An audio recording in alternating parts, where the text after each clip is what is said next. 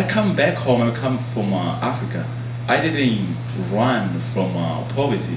I didn't come from food or just job in Canada. I ran because I didn't have a freedom. I ran because I was literally running to save my life. But how stuff being done here is so difficult. It's like sometimes it look like, well, all the information or all the propaganda that was putting out there is not what we living here. Don't just myself, because I like to talk to a lot of people, and most of people when they get here in country, sometimes it's just 5 or 4 years, they start being like frustrated, like, oh my God, that is what I expect. And even people who are here 10 years or 5 years, they don't talk to people back home in Iran or in Palestine or in Africa, whatever country you are. They don't tell you the truth, like what's happening exactly here. It's okay, it's a good country, and come if you can come. And when people come here, like they get frustrated, and most of people, they live like, they don't, like I say, okay, I'm just trying to live in near reality, even without political persecution, and leave everything behind. And when they come here, most of them, like, they're afraid to go back. Because why? Because they leave everything, and 10 years back, it's like, oh my gosh, I'm going to be behind. Because everything I lose, I left out there, I just lose. And then when I trying to start and do like a lot of researches, and then I found that most of information is not because the government of Canada don't want the people to get this information or resources, is because most of the time is immigrant or people who are in the front of this department. They don't want people to get this resources. And with that, I want to tell one example. Then one day when I arrived here in Canada, 5 years, I can't even speak English. And gonna be funny, but please don't laugh, right? I go to a church, Baptist church, and don't Mills. My friend invited me to that church. And when I arrived there, well, they say, okay, who was baptized, can come here and then eat the bread and, and the body of Christ and drink wine and all that stuff. I said, I'm a Christian. I'm a Christian guy. Okay, that's easy. I can do it, And I was sitting close to a blind guy in the church. And he didn't go to pick up the wine and bread. He was sitting, and then he wear a black glasses. I didn't realize that he was blind, but I was there close to him.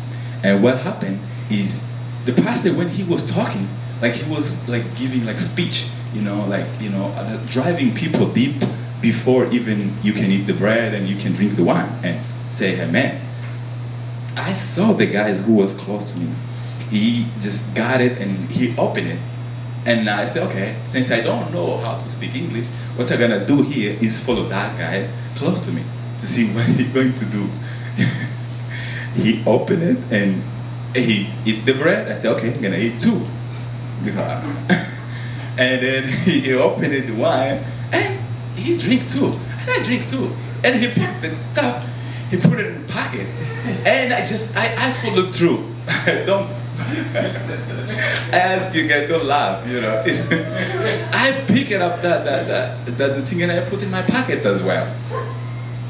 And the pastor, he said, okay, it's time to eat the bread. I can, but what I see, like, the majority of people starting, like, opening the stuff, and at the same time, when pastor says it, oh my God, what is it down here?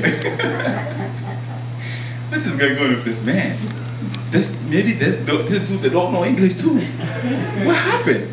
It's like, okay, and like I get so disappointed because my friend who bring me to church, he sits like at the front of the church, and the service is gone.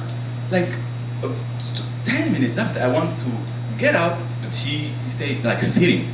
That is the time he was waiting for the person who drive him to come to pick him. And that is the time when I realized I was sitting close to the brown guy. Like that guy can't even see. And then I just followed through. And that is to give example. Then even for the government of Canada, they have a lot of resources for immigrants. But most of the time, or we don't know, or we're following people who don't have information.